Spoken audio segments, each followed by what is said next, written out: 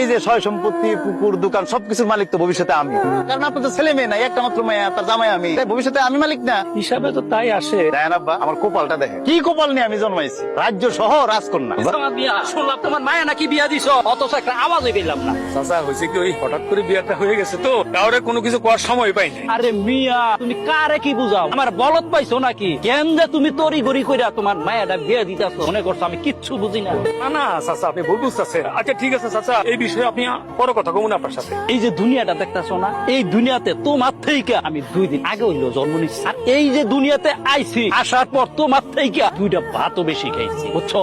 আমার এসব বুঝাইতে যাইও না। তোমার মায়ার ইতিহাস এই 2-10 গ্রামের মধ্যে কেটা জানে না? সবাই জানে। এখন কও, রাস্তা থেকে কোন পোলারে দইরা আইনা তারপরে মায়াটা বসায় দিছে।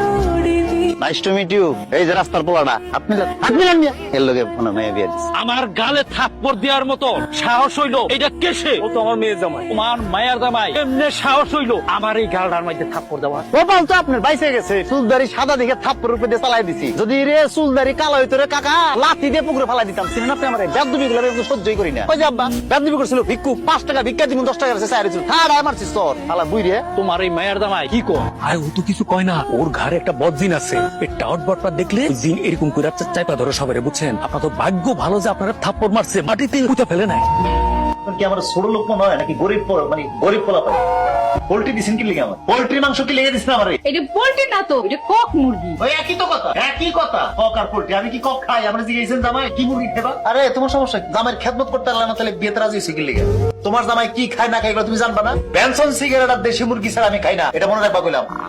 আমি তো কিছু জানি না, সব আম্মা জানে। আমার এইখানে সবসময় দেশি মুরগি পাওয়া যায়। পাওয়া যায় না, পালতে পারেন না।